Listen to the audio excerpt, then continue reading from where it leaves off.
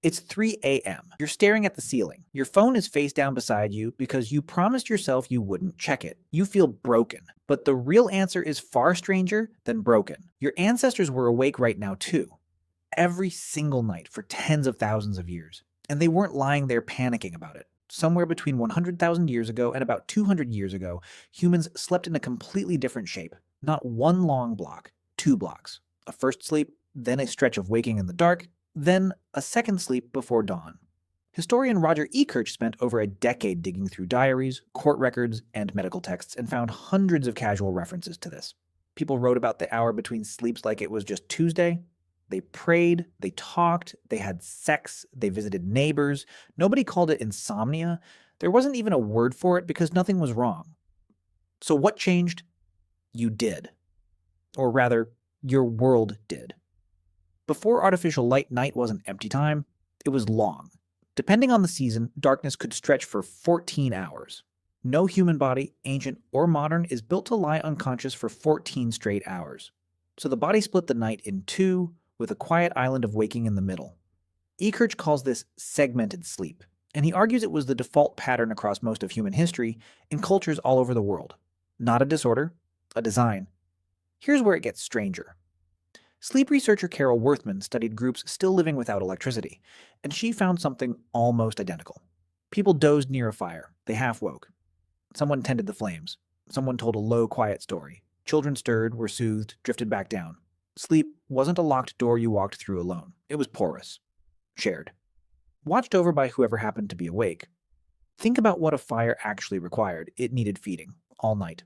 Or it died. So someone had to wake. Not because they were anxious. Because it was their turn. Waking in the night wasn't a failure of the body. It was a job the body was built to do. And this is the part your brain still remembers, even now.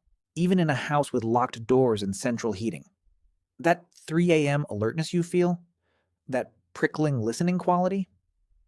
Anthropologists studying hunter-gatherer groups today have found their nights aren't silent either.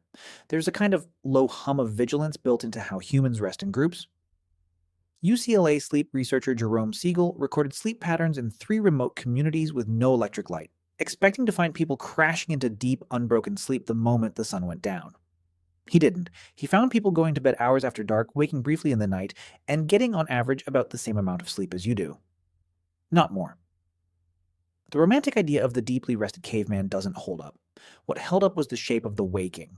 Brief, social, unbothered. So why does your own waking feel so different?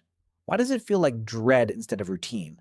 Because you're alone with it. That's the real shift. Not the number of hours. The company. For most of human history, the middle of the night had a shared rhythm. Someone else was probably stirring too. A cousin. A grandmother. A dog.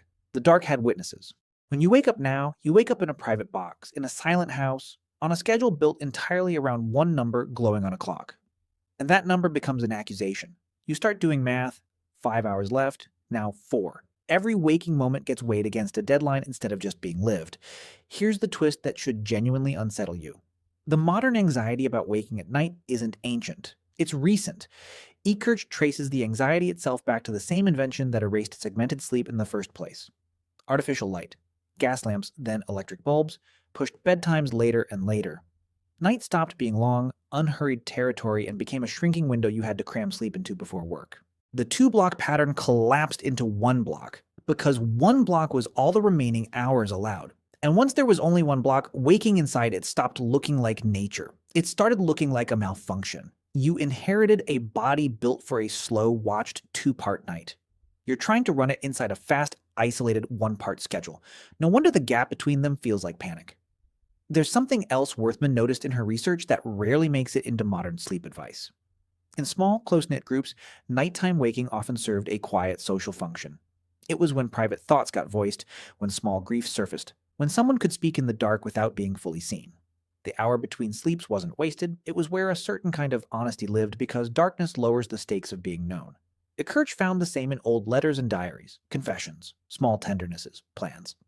All logged in that overlooked hour, back when it had a name and a purpose instead of a diagnosis. You still have that hour. You just spend it differently. Instead of murmuring to whoever else is stirring nearby, you reach for a glowing rectangle that answers back but doesn't actually see you. Instead of lying in the dark with your thoughts, half expecting company, you scroll towards something that mimics company without offering any of its warmth. Your ancestors weren't better sleepers than you. They were less alone in their waking. That's the whole difference. Their nightly interruption came wrapped in low voices and firelight, and the reassurance that someone else's eyes were open too. Yours comes wrapped in silence. A ticking clock, and the growing suspicion that something is wrong with you. Nothing is wrong with you. Something is wrong with the box you're doing it in. So the next time you wake at an hour that feels shameful, try this instead of reaching for your phone. Sit up. Let your eyes adjust. Notice that this exact moment has been happening to your species for longer than history has existed, minus the last blink of it. You are not broken.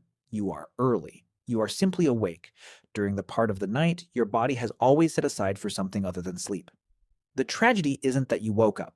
The tragedy is that you now do it in a room with nobody else stirring, and a clock instead of a fire to watch. Maybe the fix was never a supplement, or a sleep app, or a stricter bedtime. Maybe it's remembering that the hour between sleeps was never meant to be endured in silence. It was meant to be shared.